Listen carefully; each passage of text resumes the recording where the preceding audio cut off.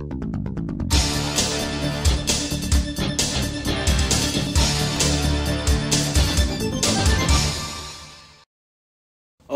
teman-teman semua ya. Balik lagi bareng saya DWK Prayoga. Saya pengen tahu dulu nih feedback dari teman-teman. Kemarin saya sempat live di Instagram. Terus ada yang bilang katanya suaranya tuh kecil ya. Jadi saya pengen tahu dulu pada saat kita nih belum mulai nih ya, belum mulai panjang maksudnya. Pastikan suara saya terdengar dengan jelas. Khawatir nanti pas ngomong panjang tapi nanti gak kedengeran. Jadi kasih feedback dulu apakah suara saya udah jelas atau belum ya. Jadi malam ini sesuai dengan apa yang tadi sudah saya share di Instastory, di Instagram Story, kita akan panggil, kita akan undang nih ya guru saya juga, yang beliau ini udah, wah pokoknya dalam dunia branding mah udah malang melintang ya. Pengalaman juga udah berpuluh-puluh tahun, yang itu kalau ibaratnya tentang branding itu sendiri gitu. Kalau untuk nyusul pengalaman itu, ngalahin pengalaman itu, itu effortnya kudu gila-gilaan gitu ya. Kenapa begitu? Karena ya itulah konsepnya. Bagaimana sebuah kompetensi yang dilengkapi dengan reputasi yang sangat powerful plus prestasi-prestasi yang luar biasa, itu disalib itu bakal berat gitu. Nah ini kita undang nanti langsung, dan Anda juga udah tahu siapa orangnya, siapa sosoknya. Tiada lain dan tidak bukan adalah Pak Subiakto. Jadi saya sekilas sebelum saya undang Pak Subiaktonya, jadi kita ketemu itu kurang lebih di tahun 2017. Ya, 2017 kita ketemu, dan itu benar-benar saya berkesan banget. Karena berkesan bangetnya kenapa? Karena pada saat ketemuan itu adalah saya waktu itu nyelundup sebagai peserta ya, biasa panitia acaranya tuh yang di Bandung, teman dekat gitu kan. Terus saya masuk liatin aja. Wah, ini Pak Subiakto yang selalu dibicarakan nih. Halo. Mangga, sok, lewat dulu.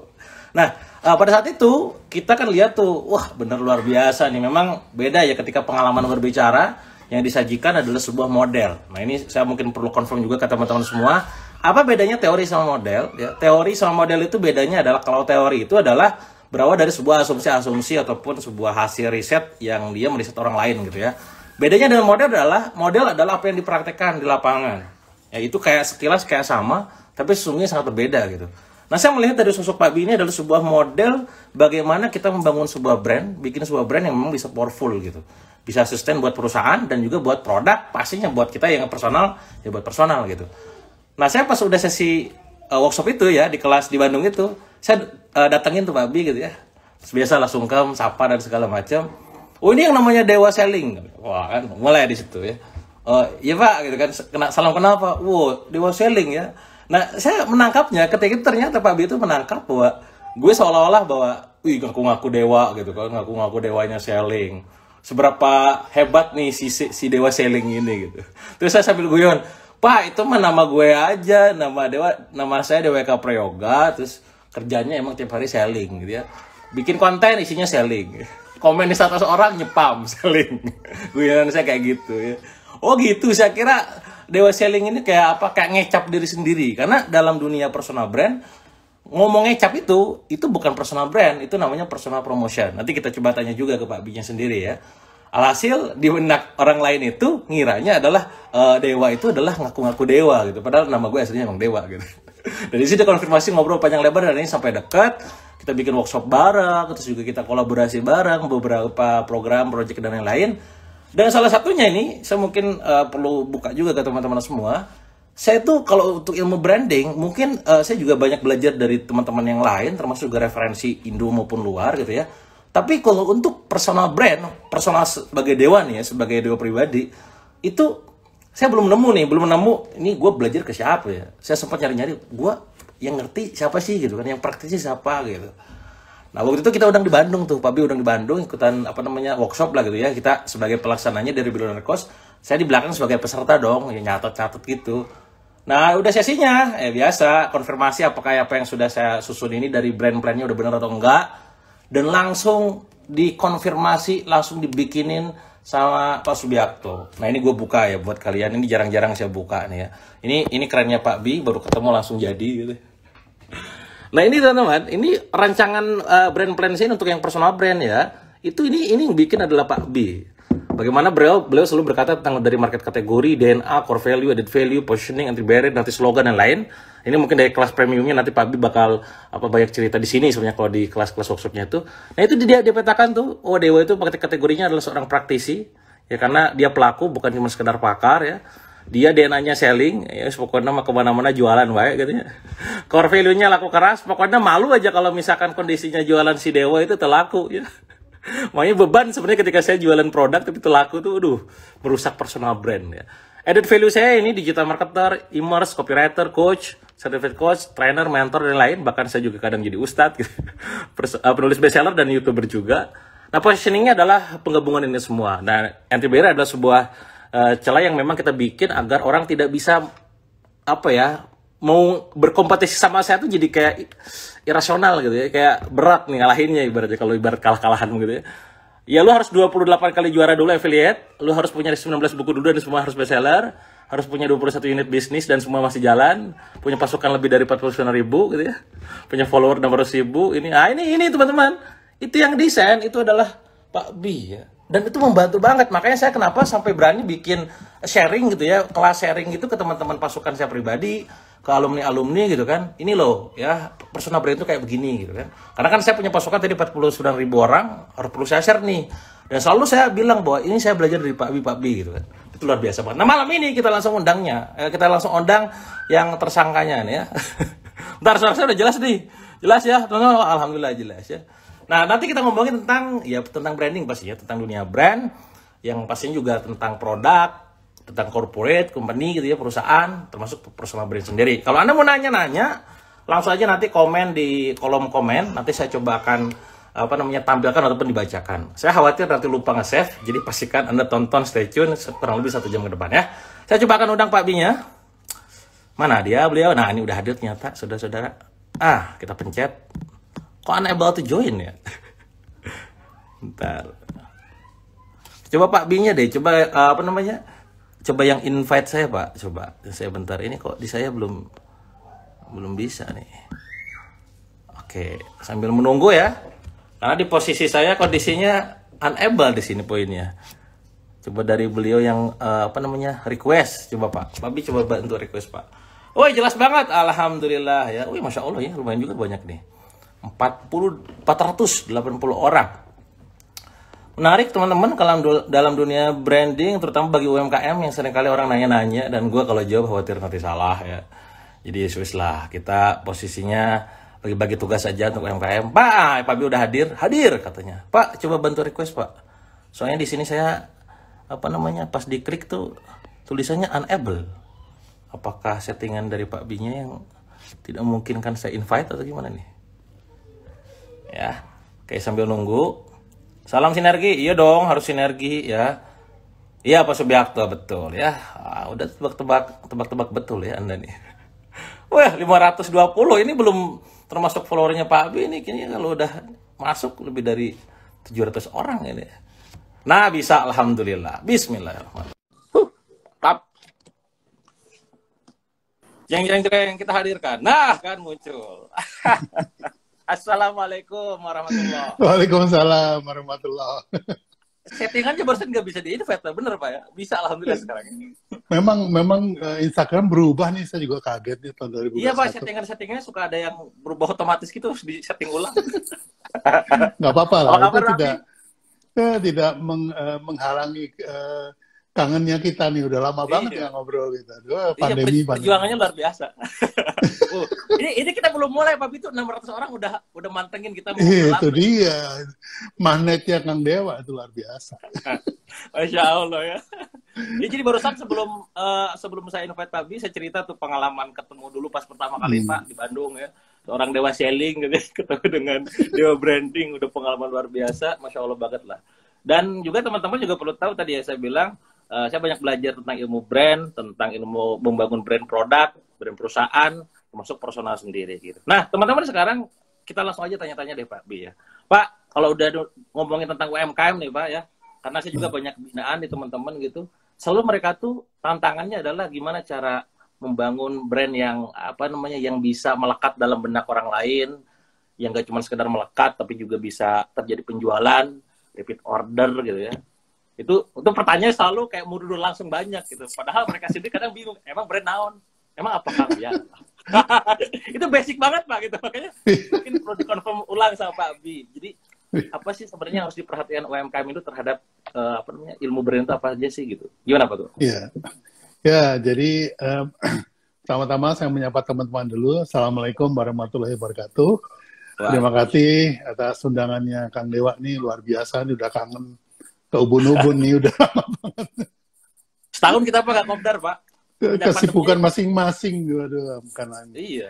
Ya, jadi saya ingin ingatkan teman-teman bahwa jangan sampai keliru antara branding sama brand. Ya. Ini dua hal yang berbeda. Jadi teman-teman suka menyamakan aja gitu. Padahal sebetulnya ibarat orang lempar bola ke tembok, itu pasti mantul ke kita kembali. Nah, kalau kita lempar ke arah kiri, mantulnya ke kiri. Kalau ke arah kanan, mantulnya ke kanan. Jadi kontrol itu tetap di tangan kita. Itu yang namanya stimulan dan persepsi. Jadi kalau ada stimulan, itu menimbulkan persepsi. Kang Dewa tersenyum aja, itu persepsinya beda dengan kalau tertawa terbahak-bahak. Tadi ada yang komen, Kang Dewa sekarang gondrong, itu udah persepsinya beda nih. Oh, persepsinya beda. Gimana kalau botak gitu? Jadi memang stimulan itu apapun yang kita lempar kepada publik akan berbalik berupa persepsi. Kalau yang kita lempar itu branding, maka hasilnya adalah brand. Jadi brand adalah persepsi yang dihasilkan oleh perilaku kita. Nah, perilaku kita itu sebetulnya menjanjikan sesuatu dan kemudian memenuhinya.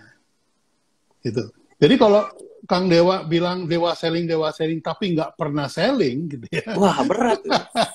Itu persepsinya Ngecap. apa itu kan? Iya. Makanya saya selalu jualan, Pak. Untuk mempertahankan persepsi itu. Nah, teman-teman, itu kalau mau bikin brand, tanpa harus pakai iklan, nggak harus pakai logo, nggak usah pakai duit gitu ya, itu gampang. Kalau Anda punya makanan, keripik sang dewa gitu. Iya, Keripiknya masuk mulut, lalu masuk ke perut. Itu keripiknya. Produknya. Tapi rasanya naik ke kepala. Nah, rasa itu membangun persepsi. Persepsi itulah brandnya. Gitu. Jadi kalau keripiknya itu pedes banget, persepsinya apa? Wah, juaranya pedes nih. pedes. Nah, tanpa harus diklaim, wah saya juara pedes, nggak usah. Makanya itu promosi tadi Pak ya. Promosi. Jadi ya? Kalau Kang Dewa waktu mengeluarkan keripik Oreo ya, nggak salah ya. Ya, Sang Dewa Oreo. Nah, Sang Dewa Oreo itu makanannya masuk ke mulut, langsung ke perut. Tapi rasanya naik ke atas. Rasa Oreo itu adalah rasa milenial. Iya. Jadi Kang Dewa ini brandnya adalah keripik keripik untuk milenial. Gitu. Milenial. Tanpa keluar duit, tanpa ada promosi, tanpa ada klaim apa-apa. Iya ya. Jadi UKM itu kalau dia bilang saya nggak punya duit nih, untuk bikin brand, salah banget. Dengan membuat makanan yang enak dan unik, itu sudah tercipta brand. Iya, karena bisa jadi Pak di benak orang-orang mungkin ya, kenapa dia mikirnya tuh duit, karena kayak tadi branding, kayak ngiklan, branding tentang packaging, gue harus keren nih gitu. Kayak kesan itu kan kayak jadi ada modal gitu. Padahal kan nggak tentang itu sebenarnya kan ya. Iya, bukan itu.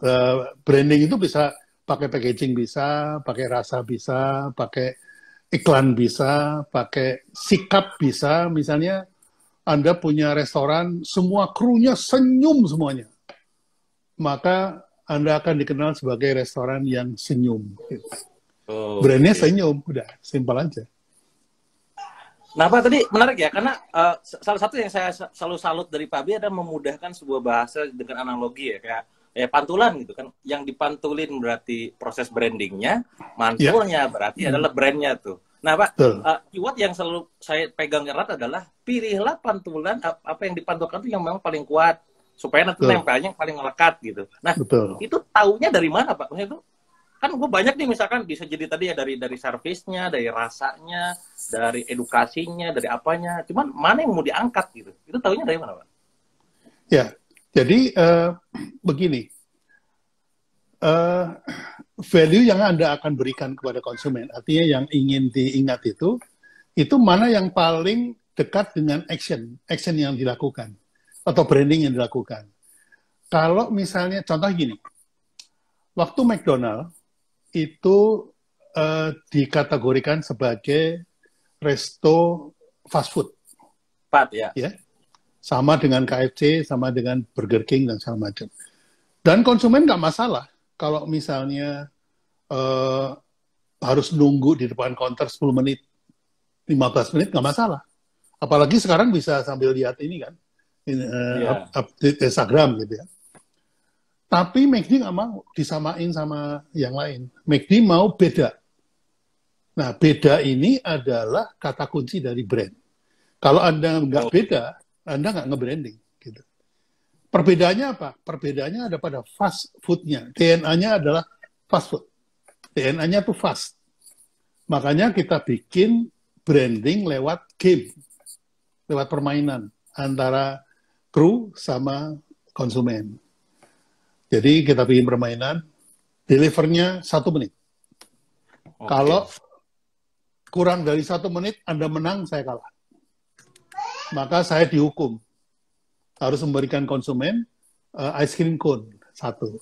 Jadi konsumennya senang kan gitu.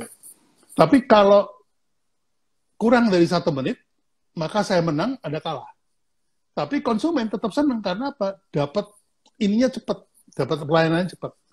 Sehingga kemudian berubahlah persepsi dari tadinya kategorinya fast food menjadi fast food yang 1 menit. Oke. Nah, karena persepsi itu memancing ekspektasi, ya. Jadi 1 menit ekspektasinya ya 1 menit kita dapatkan. Reaksinya apa? Reaksinya kalau saya butuh makan cepat, aksinya ke McDonald's.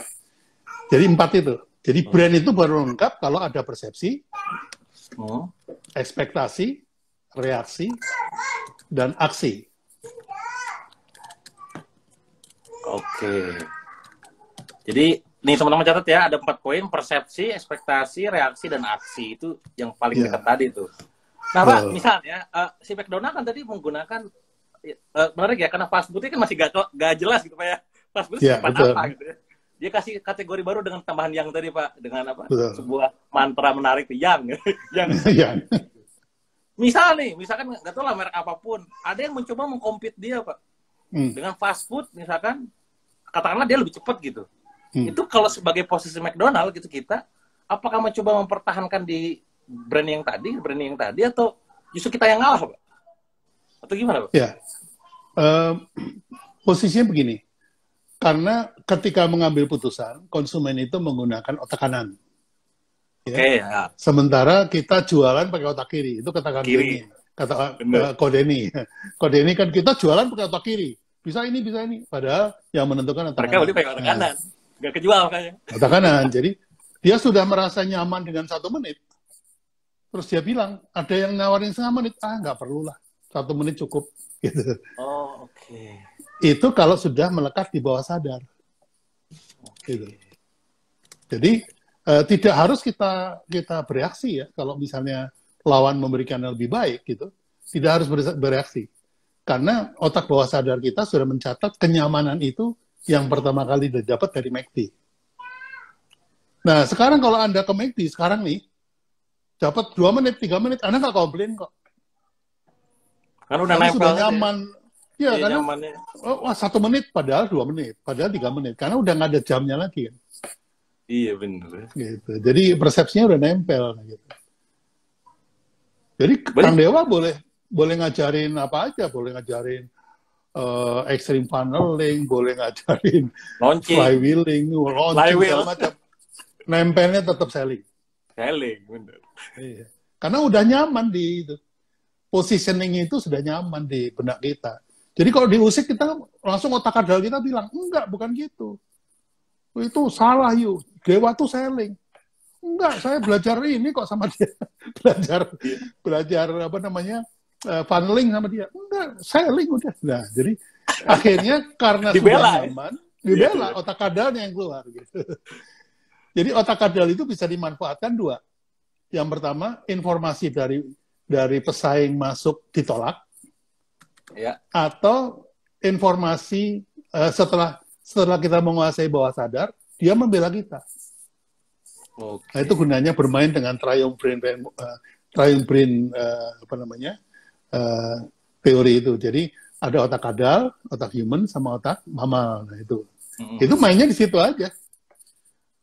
Hari Jumat saya janjian sama seorang psikolog dari Jogja tuh, Mbak Analisa. Kita kan ngebahas Ya. itu. Analisa mengingumi. Iya, iya, Iya. iya. Berarti posisinya, Pak, tadi Pak, kalau bicara tentang otak kadal tadi ya, bikin orang itu ibaratnya kayak malah ngebela aja. Orang berarti kan udah, itu kan sebenarnya hakikatnya brand itu ujung-ujungnya nanti jadi pembela setia itu kan, Pak ya? Kayak apa? Betul.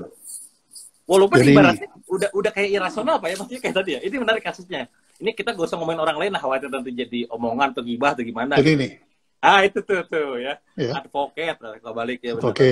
Nah, Ya. terus Nah tadi kasusnya sama adalah ini, ini apa namanya ini ya apa namanya Segodin ya siapa itu bukan. nulisnya? Ini Oh Mark Organ.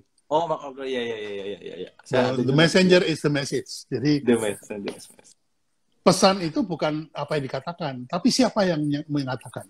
Siapa yang ngomong? Gue gak peduli sih Iya. apa, Pak. Iya, jadi kalau misalnya contohnya nih, Kang Dewa ngomong branding dan saya ngomong branding.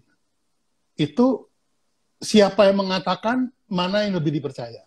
Bener. Saya ngerti selling, tapi kalau saya ngajar selling, kalah dipercayanya sama Kang Dewa. Iya. Karena Komen-komenan kata-kata kita, boleh Pak. sama. Komen-komenan kita yang kemarin di statusnya Pak Bi itu loh, saya mencoba untuk tidak ngomongin branding dan keluar dari ini justru karena saya tahu tentang personal brand gue gitu. Betul. Karena gue tahu kalau gue ngomong ini gue kalah sama Pak Bi gitu kan maksudnya. Gue ngomongin selling aja konsisten. Jadi ingat, the messenger is the message. Iya, Masya Allah. Keren nih, catat teman-teman ya. Ini makin kesini makin banyak, 900 sampai 1.000 orang. Ini kayaknya Masya Allah. Ini kayak Kang Dewa luar biasa manetnya.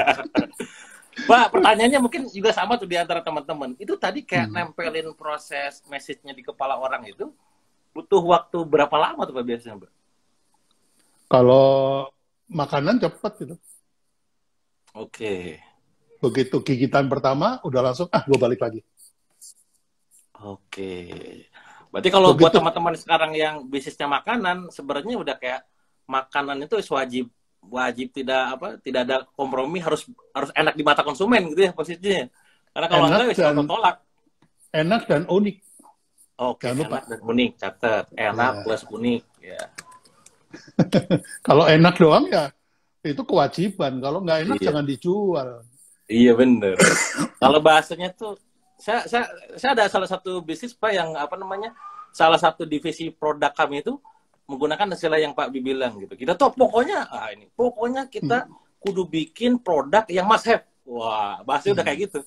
Kalau cuma sekedar worth it, ya orang juga bisa bikin gitu. Nah, akhirnya kita mungkin kenapa alhamdulillahnya itu setiap kali launching habis 5 menit habis gitu. Ya karena teori tadi itu sebuah model yang wah, keren.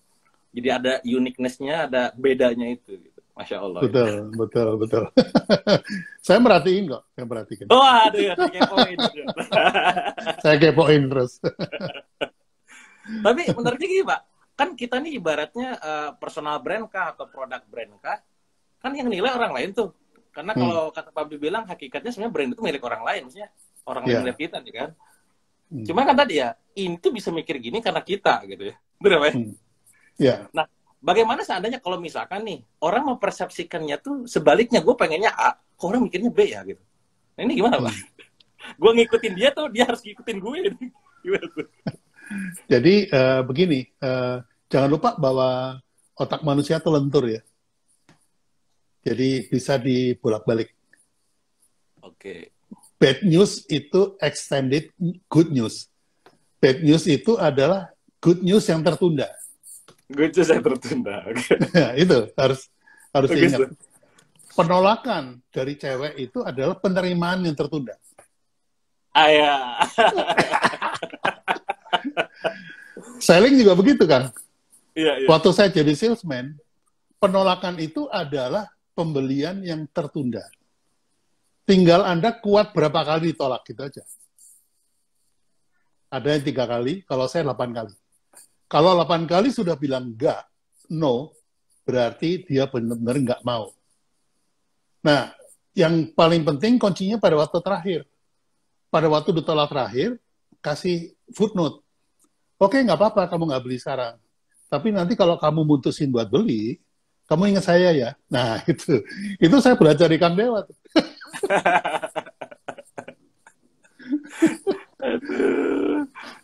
Jadi ini teman-teman, ini udah untuk pertanyaan saya kan saya udah beberapa kali ya dengan Pak Bil live gitu. Ada pertanyaan tentang mana yang duluan, itu nanti tonton aja di YouTube-nya saya atau di YouTube-nya Pak Bil udah banyak tuh. Jadi udah jelas posisinya kayak gimana. Ini saya tanyakan tuh benar-benar isu-isu baru gitu ya. Nah, termasuk juga tentang ini Pak, keadaan misalkan ketika apa ya, apa namanya, distributor kondisinya mungkin saya mewakili teman-teman yang sekarang posisinya reseller distributor agent gitu. Ketika saya memutuskan jadi distributor, kan saya menerima banyak vendor tuh, supplier, katakanlah dari A, B, C, D, E gitu, merek-merek yang lain gitu, set masuk. Terus saya punya toko gitu ya. Terus saya pribadi sebagai personal. Nah, supaya saya bisa unggul dalam artian bisa mempertahankan customer, bisa grab akuisisi customer baru, dari 3 komponen ini yang mesti di branding itu, yang dikuatin itu apakah tokonya, apakah produknya, tapi kalau produknya kan produk orang lain maksudnya. Apakah personal? Itu gimana Pak? Keputusan mana yang harus gue naikin nih gitu? Ya, jangan lupa bahwa orang membeli itu karena percaya. Ya. Jadi saya beli Kelas, bukunya Kang Dewa itu dari berapa? 28 atau 18 ya. Saya mungkin 12 sudah beli itu. Bukan karena isinya, karena Kang Dewanya. Karena Kang Dewanya. Ya. Jadi itu yang harus kita ketahui. Orang membeli itu karena percaya pada orangnya, kah? Atau percaya pada produknya, kah? Atau percaya pada tokonya? Oke. Kalau tokonya banyak, ya otomatis harus tokonya ya. Karena mungkin orang itu dibelah-belah. Tapi kalau tokonya cuma satu, ya pada orangnya supaya jadi eksklusif. Karena orangnya nggak mungkin pindah-pindah. Iya benar Pak ya. Gitu. Jadi kalau untuk distributor atau reseller, ya saya sarankan letakkanlah kepercayaannya kepada orangnya. Bangunlah kepercayaan pada orangnya. Nah, apakah jadi itu apapun jadi produknya nggak peduli, nanti beli karena dianya ya, Pak ya. Betul. Apakah itu menjadi personal brand atau tidak, itu urusan belakangan. Oke. Tapi trust dulu. Trustnya karena apa itu catat teman-teman ya. Jadi kalau udah bicara tadi ya, kalau personal brand, gue gak peduli produknya apapun, yang penting gue yang jual, gue ikut dah gitu kan. Gue gak peduli siapa yang jual, pokoknya kalau produknya itu, brandnya itu, gue beli dah gitu. Itu ditentukan tuh dari situ ya teman-teman ya. Itu penting banget sih. Nah Pak, ini saya ada kasus menarik ya, karena ada teman saya nih, sahabat saya yang juga sekarang jadi partner saya juga di bisnis gitu. Menariknya adalah gini, dia bangun brand X katakanlah mereknya ya, terus juga Y, dan dulunya berhasil. Dia dengan berhasilnya katakanlah dia punya repeat order yang sangat tinggi, bahkan iklan udah jarang, Instagram aja komennya cuma dikit, tapi pas dia lihat angkanya juga miliaran setiap bulan karena repeat order yang terjadi. Berarti kan wah ini brand udah terbentuk nih, loyal gitu. Nah, menarik adalah pas partneran sama saya Pak, dia ini apa namanya kan nggak keluar, orangnya nggak keluar personalnya. Jadi dia XY itu bangun brandnya, mereknya ada gitu. Terus bangun Z yang bareng saya nih. Yang dia ngomong gini, Kang Dewa, saya tuh punya database ada 80.000 lebih customer yang mereka tuh selalu beli di produk X dan Y dan dalam satu holding. Terus gimana ya Kang caranya make supaya bisa si Z ini, Z itu maksudnya perusahaan kita berdua ini bisa dipakai juga. Nah di situ saya mikir Pak, kalau secara funneling dan segala macam saya kebayang bisa aja custom audience, iklan gitu ya. Bentar, masalahnya adalah mereka kan nggak tahu lu kami itu gimana Pak ya kalau kayak gitu ya? Mereka kan trustnya sama brand yang SY ya, bukan sama si dianya itu gitu Pak. Iya. Jadi SY tadi produk ya? Iya, brand. Produknya ada tuh. Produknya hijab yang satu pasmina, apa. Nah, kita keluarin yang Z nih. Tapi pengen menggunakan database yang 80.000 lebih yang loyal itu, rada berat. Kalau khawatirnya kalau tiba-tiba kuculuk misalnya ngeblas email kah atau WA kah, loh ini siapa kok tiba-tiba gue dikasih tahu di brand ini, padahal gak tahu. Kalau anaknya personal brand saya kan tinggal, oh ya gue Dewa, oh siap gitu. Kalau ini nggak bisa. Ya, ya jadi salah satu yang bisa kita lakukan adalah brand mix extension. Jadi menjadi ekstensifikasi dari brand. Jadi brandnya misalnya Pak Saliha gitu ya. Kita keluarkan produk yang berikutnya itu, yang ketiga itu turunannya dari Saliha itu. Oh oke. Berarti nempel buy-nya atau pakai buy atau collapse apa gitu Pak? Ya kayak gitu. Atau misalnya brandnya ini tapi produce by, seperti itu. Oh oke. Iya. Kalau misalkan murni dia tuh diversifikasi, Pak, ini bahasanya udah level tinggi nih, teman-teman. Bahasanya kita menggunakan istilah ini ya, konglomerasi. Misalkan diversifikasi, saya mah pokoknya gak mau pakai brand sebelumnya. Memungkinkan nggak tuh, Pak, dengan customer loyal X itu bisa dipakai untuk Z? Bisa. Jadi yang dibedakan bukan lagi berbasis pada produk, tapi ke perilaku konsumennya. Perilaku konsumennya ya. Ya, jadi setiap konsumen punya perilaku. Jadi untuk teman-teman ya, mungkin sebelum saya jelaskan, itu bahwa proses branding itu memang dua tingkat ya. Yang pertama itu promotion atau awareness ya, kalau anak-anak sekarang bilang. Yang kedua adalah branding. Jadi proses marketing itu harus dilalui dengan baik. Ya, harus dilalui dengan baik. Sehingga misalnya kayak tadi Kang Dewa sempat sebut personal promotion. Itu adalah menjelaskan kepada orang-orang bahwa saya ini bisa memberikan apa kepada Anda. Nah, setelah orang tahu, kemudian dia membeli produk kita, maka tahap berikutnya adalah branding.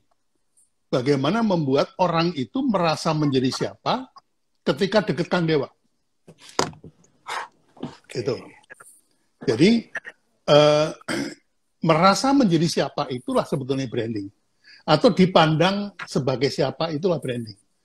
Tapi kalau saya menawarkan apa, saya adalah seorang pakar branding gitu ya, itu baru personal promotion. Jadi saya di-label sebagai pakar branding. Tapi ketika Kang Dewa dekat sama saya, ya, atau berada di sekitar saya, itu dipandang orang sebagai siapa? Itu adalah brand yang sebenarnya. Gitu. Jadi kalau Kang Dewa ini Dewa Selling, maka orang yang dekat sama Kang Dewa pasti akan dipersepsi orang, ini pasti jago selling juga. Kalau anak sekarang bilangnya pansos, tapi itu sebetulnya bukan negatif. Iya. Itu positif sebetulnya. Jadi sama aja ketika Anda turun dari Avanza sama turun dari Mercy, itu pandangan orang beda. Persepsi orang terhadap Anda itu beda. Tukang parkir aja dikasih 2.000, kalau Avanza nggak masalah. Dari Mercy, 2.000 Anda dimaki. Iya benar. Jadi ini harus paham. Jadi bahwa proses personal promotion dan dilanjutkan dengan personal branding, itu memang satu paket. Jadi bukan dosa juga kalau misalnya Anda melakukan personal promotion, nggak. Emang awalnya harus begitu. Iya, karena orang itu nggak tahu juga awalnya, mungkin kayak kita. Nggak tahu. Meletakkan nama di Instagram tuh, misalkan ya Dewa Selling, namanya kayak most wanted segala macam, kayak Pabi, praktisi apa. Ya kalau kita nggak masukin, orangnya juga nggak tahu kali Pak ya. Nggak tahu, betul. Itu tetap promotion itu. Tetap promotion. Nah, ketika sudah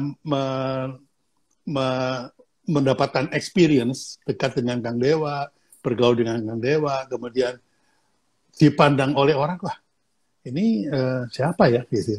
Wah ini pasti jago selling juga nih.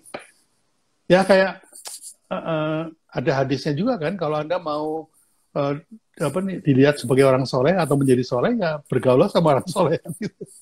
Iya. Itu branding, konsep branding. Gitu.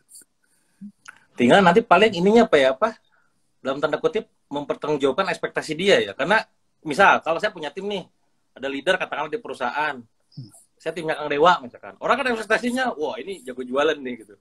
Tapi kalau ternyata pas dia jualan itu ibaratnya memble, kan ekspektasinya malah jadi kayak tadi persepsinya udah kayak kebalik dong, merusak buat dianya gitu. Jadi ya? reaksinya negatif, aksinya pergi. Ah iya penting, bagus tuh. Betul. Jadi harus hati-hati. Iya, teman-teman ya. Jadi ibaratnya mau pansos pun tetap harus ngukur diri lah gitu ya. Iya, iya. Dalam tanda kutip ya. Gue ini, Betul. gue salah gitu kan. Ya, cek-cek juga tuh.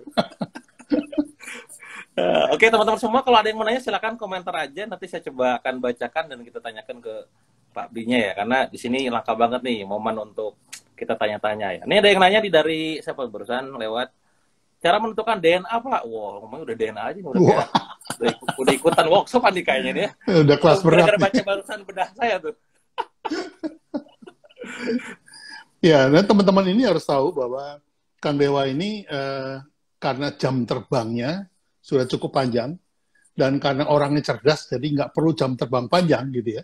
Ada orang yang udah terbangnya panjang tapi nggak bisa-bisa, itu juga ada. Tergantung kapasitas tuh. Jadi Kang Dewa ini, menurut saya, kalau Anda sekarang jualan makanan, gitu, Anda bilang, teman-teman, ini jangan dibeli ya, ini nggak enak. Orang itu masih beli loh. Itu levelnya udah di atas dewa itu. Udah dikasih tahu barangnya nggak enak, jangan dibeli, masih dibeli. Nah itulah Kang Dewa. Berat. Nah Udah itu kultus, berarti bahasa levelnya apa? sudah Kalau sampai. Pak Bi nyebutnya kultus, apa? Ya mengkultuskan, tapi kayak, wis pokoknya harus belilah gitu. Ya itu mengkultuskan memang. Jadi setelah dikultuskan baru membela gitu. Pokoknya yang dibeli Kang Dewa, gue beli. Yang disuruh beli, gue beli. Harganya mahal loh, nggak masalah. Nggak ada diskon, nggak masalah. Itu yang dicari kan kayak gitu. Iya, iya. Iya.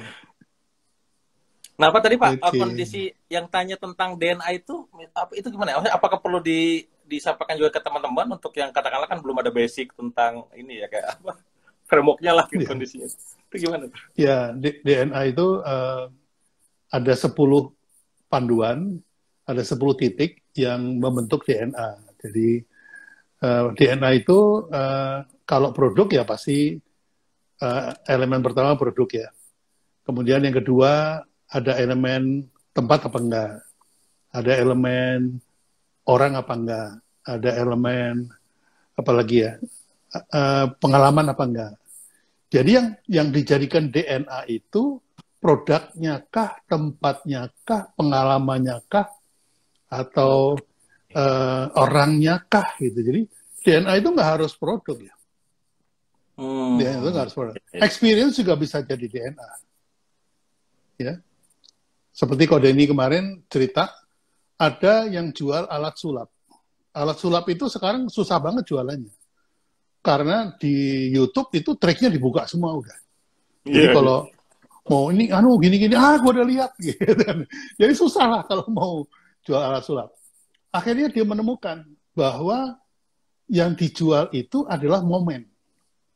Jadi momen kedekatan si ayah dengan anaknya yang umur 4-5 tahun, itu dibangun ketika dia pulang kantor, punya waktu 10 menit, itu dia istilahnya kemarin, me time-nya dengan si anak itu dibangun dengan alat sulap. Wah, ini tunjukin kartu gini, wah papa hebat ya, gini. Yang dijual itu momen saya lupa istilahnya.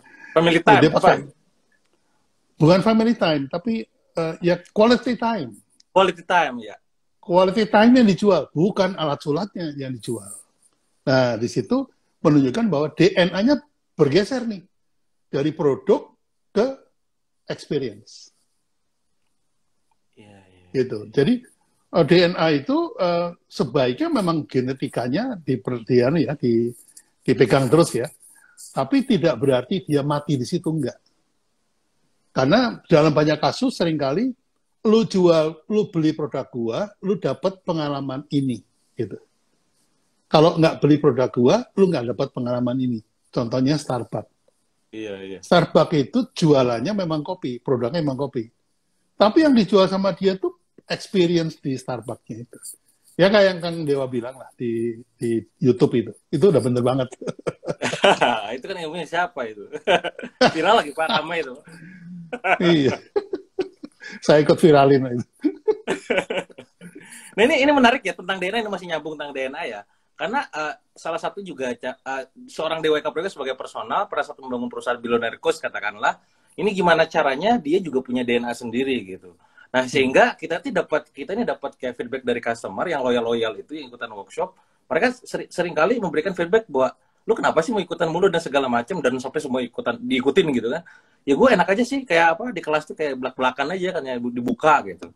Nah sampai akhirnya anak-anak di kantor tuh baru nyadar mungkin ini menjadi apa ya, sebuah DNA kita nih, karena kenapa bisa belak-belakan kalau bahasa kita ya karena saya pribadi sebagai dewanya nih, gue punya bisnis multi bisnis yang ibaratnya kalau gue mau bagi dapurnya terserah gue, yang punya gue bukan punya klien ibaratnya. Kalau punya klien kan ada MOU-nya, gak boleh gitu kan. Ini punya gue gitu. Dibuka tuh mereka akhirnya baik lagi. Jadi teman-teman perlu menemukan tuh DNA-nya. Nanti kalau udah bicara DNA udah ketemu, baru yang lainnya ditemukan juga tuh yang lain. Ya. Pak tadi ada yang nanya juga nih Pak. Ya. Contohnya gini Kang Dewa ya.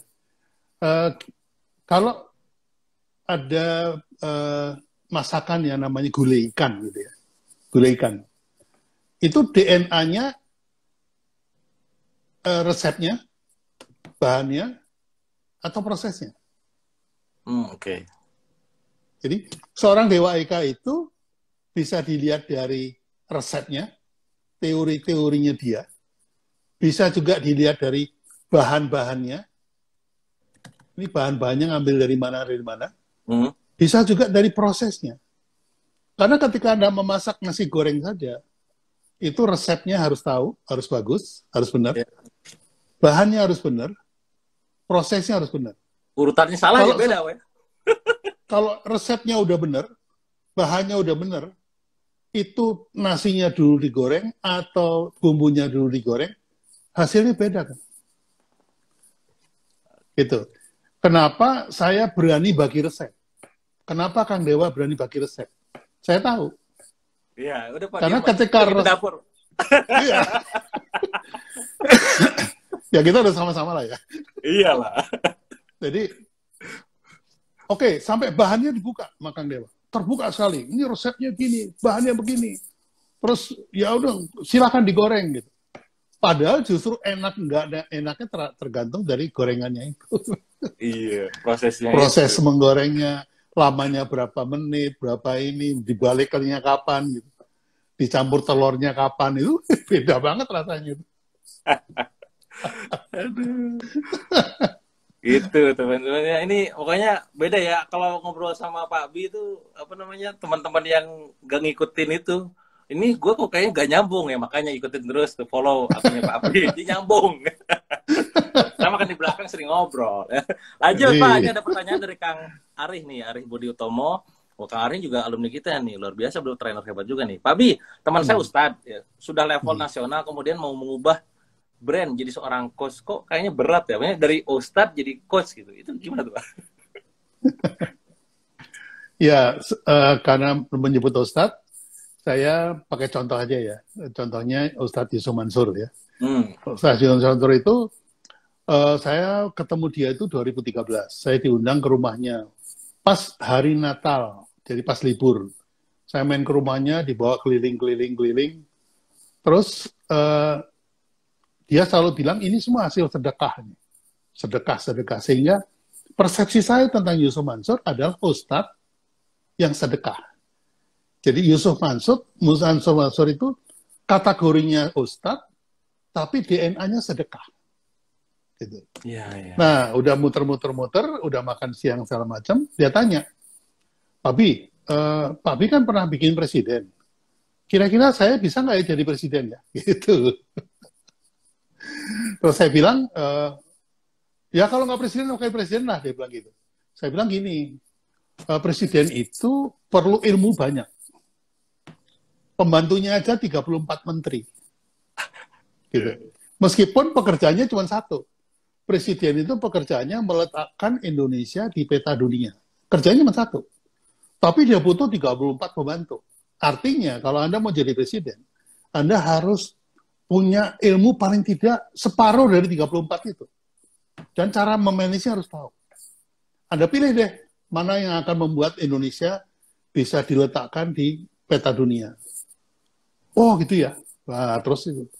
ada Petren lah, ada apa segala macam.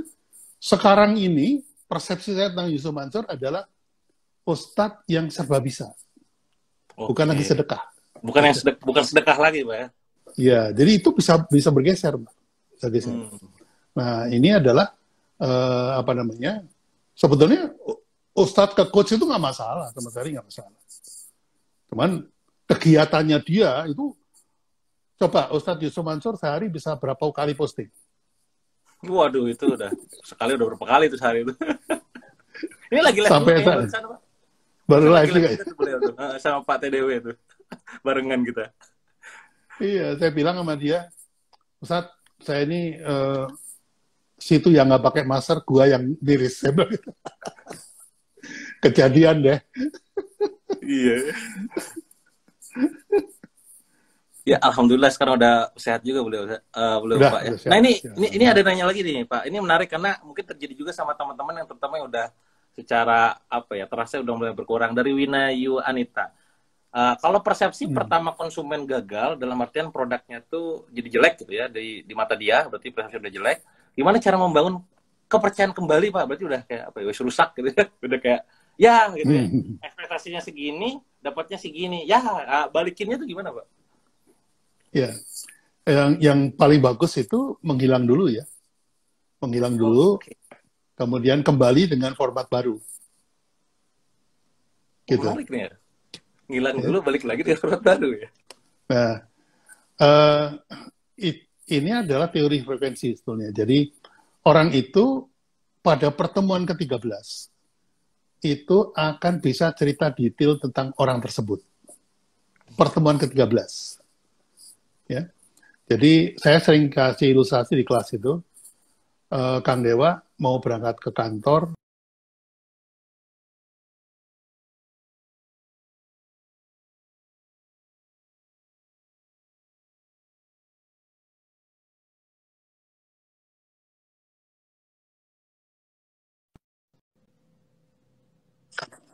banci, jadi akhirnya udah kasih duit 2.000, pergi dia. Udah, lupa, berangkat ke kantor. Besok pagi, buka gerbang, ada lagi. Terus, gila nih orang, balik lagi, kasih duit, pergi. Hari keempat, itu masih datang 4 kali. Kang Dewa udah nggak tahan, cerita sama teman di kantor. Gue nggak tahu nih lagi ada apa nih. Mimpi apa gue didatengin banci tiap hari. Oh gitu? Iya, gue kasih duit aja pergi. Udah, sampai itu ceritanya. Tapi begitu ke-5, ke-6, ke-7, ke-8, ke-13, Anda nggak tahan lagi. Anda bilang lagi ke sekretaris kantor. Lu ingat nggak gue cerita ada banci datang ke rumah gue? Iya, itu banci keterlaluan. Kenapa? Bulu keteknya kagak dicukur. Jempolnya warna merah, ini warna hijau, jadi detail sekali. Padahal awalnya nggak suka. Iya. Anda bisa cerita detail sama orang yang Anda nggak suka. Pada konteks yang ke-13. Setelah itu, kalau banci itu datang terus, itu udah tidak mengganggu lagi buat Anda. Ya, karena mengganggu itu ketika Anda masuk toilet, itu 5 menit pertama atau mungkin 1 menit pertama berasa baunya. Tapi setelah 1 jam, Anda sambil WA-an gitu, itu baunya udah hilang, nggak terasa. Nah, sama dengan iklan. Sama juga dengan branding. Nah, apa yang terjadi? Ketika hari ke-14, banci itu hilang. Nggak datang lagi. Kang Dewa nggak aware, nggak tahu. Hari ke-15 baru nanya sopir, Pir, itu kemana ya banci ya? Mati kali ya? Gitu. Hari ke-16 nggak ingat, hari ke-17-nya ingat, hari ke-18 datang lagi, itu banci.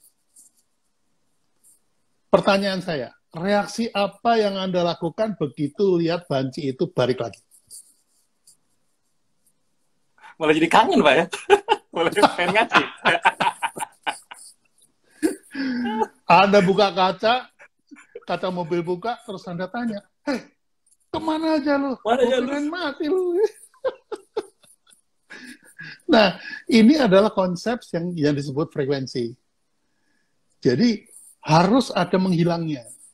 Apalagi kalau kemudian terjadi yang buruk tadi. Ini awalnya benci loh, nih sama banci ini benci loh. Iya, iya. Begitu konteksnya udah cukup, Anda hilang, ya. Begitu muncul, malah ditanyain, kemana aja lo? Kangen gua sama lo. Loh, tadinya benci. Iya, iya, iya. Aduh. Nah, ini konsep ini yang tidak disadari teman-teman nih. Jadi, nggak cuman konten, nggak cuman list building, nggak cuma Bener, Pak. frekuensi, Setuju, ya. Pak. Harus tahu memainkan momentum ini. Kayak launching lah, launching kan juga begitu ya. Iya, betul. Ya, launching kan juga memainkan itu sebenarnya. Gitu.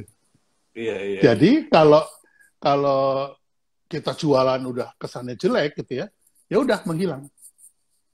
Muncul lagi baru, diperbarui ini, ya, diperbarui itu yang jelek-jeleknya itu. Versi baru, apa premium kayak apa kayak terserah.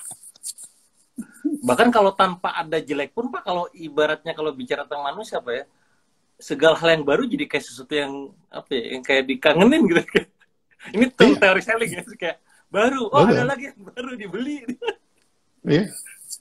Jadi emang nggak bisa dipungkiri, love and hate itu emang ada. Jadi love and hate relationship itu ada. Terhadap orang ada, terhadap barang ada. Ada barang yang sudah Anda nggak suka, Anda taruh nih. HP lama gitu. Terus satu hari Anda beberes, wih, ini kenangannya nih. Gua dulu waktu pakai HP ini, gua bisa gini-gini. Nah, jadi tiba-tiba yang tadinya udah nggak dipakai, udah dibuang pun dipungut lagi. Jadi memang ada love and hate relationship. Ini harus bisa dimainkan. Ini harus dimainkan. Iya, iya. Menarik ya. Ini teman-teman ini ilmu banget nih, daging banget nih. Banyak yang request minta untuk di-save nih live-nya. Ya, doain aja jangan lupa ya. Oh, tadi siang ini, saya dapat ini. Bukunya Kang Dewa nih, Bodo Amat. Itu kan sebetulnya menjual sesuatu yang sebetulnya nggak harus dijual. Iya, Pak. Bener. Ini orderan dari bulan, Pak. Saya belum beres bukunya. Nah, itu dia. Seperti biasa. Seperti biasa. Seperti biasa. Kalau nggak gitu, bukan Dewa. Bukan Dewa. Itu memang brand kita. Itu. Kalau kalem-kalem aja biasa lah. Itu keluar dari brandnya itu. Aduh, kacau. Yeah. Ini tadi ada yang nanya pas siang, Pak. Nanya gini, ada yang nge-DM ke saya tuh, apa pas saya bikin, ada yang menitip pertanyaan buat Pak Bi gitu. Dia nanya gini, Kang, apakah branding itu selalu berawal dari permasalahan konsumen gitu? Karena kayak ada dualisme, ada yang bilang bahwa itu selalu dari market, dari masalah. Ada yang bilang bahwa enggak, gue pengennya gini gitu.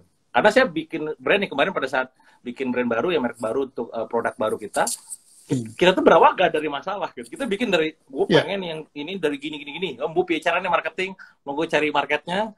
Nah itu gimana, Pak? Tanggapannya, Pak? Ya, jadi kalau kita berangkat dari produk kategori, itu harus kita lihat bahwa kategori ada, itu karena ada yang butuh. Karena tidak ada disiplin marketing yang mengatakan bahwa marketing itu adalah menyelesaikan masalah, bukan. Marketing itu adalah demand creation. Menciptakan demand, menciptakan kebutuhan dan keinginan. Karena ya permintaan itu datang dari kebutuhan dan keinginan. Yang butuh dibikin ingin, yang ingin dibikin butuh, gitu kira-kira gitu. Nah, setelah itu terjadi, masuklah pasukan selling. Untuk harus beli sekarang. Ya, harus beli sekarang, jangan besok. Gitu. Karena besok bakal kehabisan, bla bla bla lah. Ya. Besok Senin naik. Gitu. Nah, setelah itu baru pasukan branding kerja. Supaya orang itu beli lagi. Gitu. Jadi branding itu sebetulnya tujuannya untuk supaya beli lagi. Gitu. Bukan untuk jualan produk. Jualan pertama itu dengan marketing. Create demand dan dan dan need ya, need and want gitu. Nah, ada teori juga yang mengatakan kalau produk kamu mau dibeli orang, maka berangkatlah dari masalah. Gitu. Masalah konsumen itu ciptakanlah produknya. Gitu. Tuh, sehingga karena masalahnya real, maka produknya pasti dibeli. Gitu. Nah, kelemahan dari teori ini adalah ketika masalahnya selesai, diselesaikan oleh produk itu, dia nggak beli lagi. Padahal goalnya branding adalah supaya beli lagi gitu. Beli lagi, dilanggan. Makanya saya tidak berangkat dari masalah. Okay. Saya berangkatnya dari perilaku. Dari habit, Perilaku, dari ritual harian. Gitu. Nah, kalau berangkat dari situ, itu pasti akan dibeli tiap hari. Contohnya, keripik Sang Dewa itu adalah untuk perilaku me time. Orang di rumah kerja bosen, ini bosen, udah semuanya nonton TV, nonton drakor, itu me time. Ya, udah. Itu menjadi perilaku sekarang. Makanya kenapa keripik kenceng? Iya. Karena apalagi sekarang kondisi pandemi gitu. Me time-nya banyak. Ngemil. Ngemilan. Ya, jadi kalau jadi banyak mazhab ya, tapi saya termasuk yang bukan termasuk yang demand follower ya, tapi saya termasuk yang demand creation. Jadi menciptakan demand itu pekerjaan dari marketing. Nah, setelah demand jadi, udah terjadi transaksi, mengubah transaksi menjadi persepsi itu urusan branding. Yeah. Nah, dari sini saya dapat quote bagus ya, apa hubungannya marketing sama branding nih teman-teman ya. Ada quote yang biasanya ini keren banget sih, marketing branding. Hubungannya apa sih, Kang? Marketing itu tadi tentang kebutuhan, kan? Jadi kalau ibaratnya dihubungkan, brand itu gimana mengubah butuh jadi betah gitu. Keren. Ya, diksinya kan gitu. Yang butuh marketing nih kan. Itu betahnya Sang Dewa ahlinya lagi. Tuh. Ya, gue penulis. Betul. Penulis dan satu, gendeng. Kalau nggak gendeng, nggak bisa begitu. Iya. Kalau saya baru separuh gendeng. Ini orang-orang masih pada stay aja pas 970 orang, luar biasa, udah sejam. Masya Allah. Ini Kang Dewa manetnya luar biasa. Masya Allah. Ya. Pak, ada apa gitu kelas atau workshop terdekat? Offline mah belum ada ya. Saya besok baru pertama kali pada first kayaknya di Bandung tuh. Bismillah. Saya belum berani. Kalau offline belum berani ya? karena banyak yang mengatakan ini yang tahun ini keluar strain baru ya. Strain baru itu lebih ganas lah gitu. Lebih cepat penularannya. Jadi makin takut saya keluar. Iya, horor banget. Pokoknya harus protokoler dijagalah kalaupun keluar pun gitu. Kalau workshop online akhir bulan mungkin saya akan bikin ya. Akhir bulan ini Pak ya? Ya, tapi saya collab sama anak saya. Kita akan bikin tentang rebound. Jadi teman-teman yang bisnisnya turun tahun 2020, kita kasih checklist, checkpoint, bagaimana cara mengungkit kembali naik ke atas. Wah, mantap. Jadi, itu ini banget tuh. Buat itu ya orang-orang ini ya, orang-orang yang drop kemarin. Wah, itu. Tanggalnya belum ada pasti Pak ya? Tanggalnya? Belum, saya masih. Nanti ikutin aja ya, pokoknya follow akunnya Pak Bi, nanti informasi tentang jadwal-jadwal beliau juga ilmu-ilmunya pokoknya mantap lah, konsisten dengan dunia itu ya, dunia perbrandingan. Saya sudah bikin member area untuk branding, marketing, selling elementary. Elementary itu basic banget lah. Kalau waktu kita bikin workshop itu, yang waktu Kang Dewa selenggarakan itu, yang 4 hari ya, itu di atasnya. Iya. Ini yang di bawahnya lagi, jadi yang betul-betul kayak lemparan bola, terus persepsi, itu basic banget lah. Itu sudah ada, kalau mau login, itu masuk ke bmselementary.com. Oke. bmselementary.com. Monggo teman-teman catat. Nanti deh di-share juga tuh di IG story ya, ingetin. Coba saya ketik sini ya. Ini saya ada ini ya, ada salah satu bocoran mungkin nanti bisa di ini lah ya, sama waktu saya belajar dari Pak Bi tentang marketing, selling, branding, marketing, selling. Ini ilmunya powerful banget lah pokoknya. Nanti sama Pak Bi yang sambil ngetik ini ya, yang barusan alamatnya. Oke, ini sebagai ini aja sih. Bagi banyak teman-teman yang ini saya coba pin komen. Sorry. BM ini BM S. S ya, BMS, Ya, oke, bmselementary.com. Nah, itu mau gue ke situ aja deh, ya. Ini salah satu ya bocorannya itu. nanti. Nah, ini nih. Wah, ini keren banget nih salah satu slide Pak Bi. Yang ini jadi pembahasan kami di internal di perusahaan. Pokoknya mah ini keren banget lah. Ini itu uniknya Pak Bi ini selalu bisa membuat bahasa menjadi mudah, definisi menjadi sebuah yang ya gimana caramu how to-nya kalau apanya juga jelas gitu Pak. Ya. Ini Tapi begini, ini Kang Dewa. selling ini. Ini marketing selling gitu. Kalau gue bisa nagih gitu. Ya. Leader, Pak. Owner harus nagih. Oh, enggak. Iya. Eh, Kang Dewa harusnya sudah sampai level apa namanya business valuation ya. Wah, Masya Allah. Divaluasi bisnisnya dan brandnya harus divaluasi juga. Itu Iya, nanti iya. kapan-kapan kita ngobrol lah. Iya, Pak. Itu Pak penting juga. Iya. Masya Ya. Allah ya. Ah, ini gak Terus kerasa udah sejam juga nih, teman-teman ya. iya.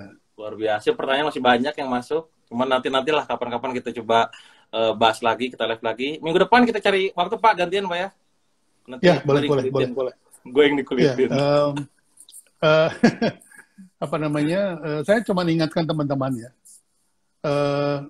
supaya tajam melihat persoalan teman-teman UKM ini. Kita tuh beranggapan bahwa teman-teman UKM itu punya kemampuan semuanya. Jadi produksi bisa, kemudian marketing bisa, funneling bisa, macam-macam. Yang mana sebetulnya kalau bicara produksi, itu UKM itu udah paling top ya.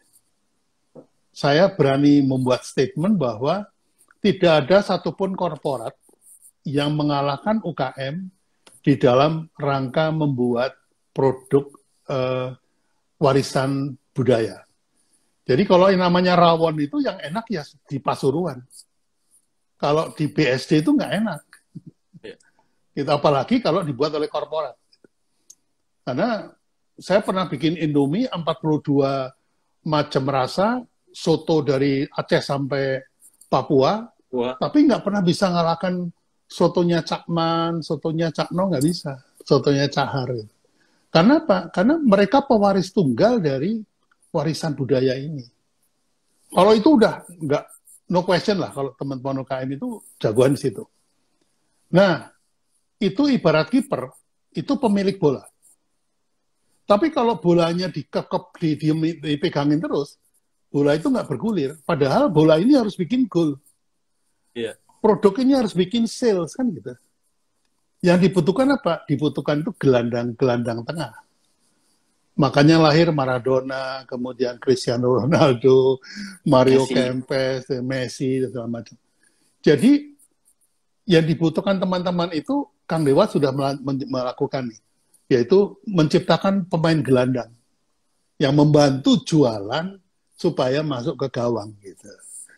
Nah, ini sebetulnya sudah menjawab. Tinggal sekarang bagaimana kita perluas dan kita perkuat.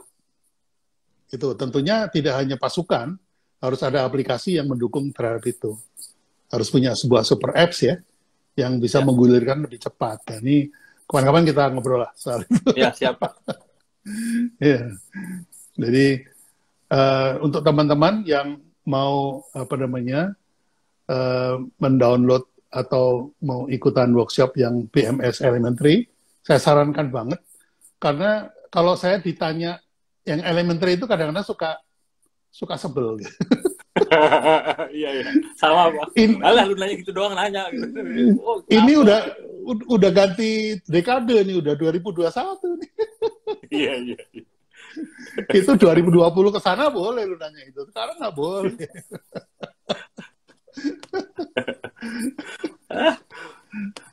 Itu untungnya kita juga teman-teman ya kita paham lah kalau bicara tentang ego pribadi juga kadang tadi ya sama-sama kayak Pak Bi, lu gitu doang nanya, tapi kan tetap juga kita ngomong gitu juga kita aja. Iya. Nah cuman bikin program itu tadi dalam rangka lu ngukur diri nih, lu stepnya di mana. Kalau masih basic jangan sesuatu ikut expert, kayak nggak nyambung bahasanya gitu kan. Basic sama gitu, kayak gini kan. Gitu. Sama kayak gini. Ada yang ikut workshop saya dengan harapan langsung bisa, gitu. Karena janjinya kan bisa bikin brand. Tapi banyak kemudian alumni yang mengeluh. Ini udah ikut workshop Pak Bi, kok saya belum bisa bikin brand. Kok saya nggak ngerti-ngerti, gitu ya. Saya pikir kenapa ya? Padahal saya udah mempermudah, udah ya kayak Kang Dewa udah langsung bisa gitu ya. Tapi yang lain-lain itu kok katanya susah, Loading. terus nggak nyambung, loading lambat gitu. Lalu saya ketemu Kang ternyata Apa tuh, Pak? bahwa yang saya ajarkan di workshop itu bukan teori, tapi model. Model. Tadi yang Kang Ya. Dewa bilang. Itu mindset. Ini adalah saya bercerita langkah-langkah saya ketika bikin brand. Ya. Lah kalau saya ajarin langsung bisa, nanti ada 1.000 Subiakto. Benar, Pak. Ya kan? Jadi makanya ya kemudian tadi resepnya bisa saya bagi, bahannya bisa saya bagi, prosesnya saya kasih tahu, tapi rasanya tetap nggak sama. Itu dia. Itu magicnya di situ, Pak. Kalau kata Seth Godin kan magic. Magicnya di situ. Iya. Loh, saya kan ngikutin apa namanya produk launch-nya Kang Dewa kan. Iya. Gini dulu online, Pak ya. B, gini dulu. Udah gitu habis ini gini. Tapi hasilnya tetap nggak sama Kang Dewa. Iya. Saya Ada harus ngaku magicnya. itu. Harus ngaku itu. Ada magicnya. Masya Ilmu Allah. bisa dipelajari, tapi proses bisa dipelajari, tapi hasil tetap nggak bisa sama. Iya. Nah, salah satu juga apa tips buat teman-teman semua yang UKM tuh ya supaya gampang nempelnya di kepala ini, mungkin juga tadi Pak Bi, Kang Dewa cepat gitu ya. Karena saya merepetisikan ilmu yang dipelajari.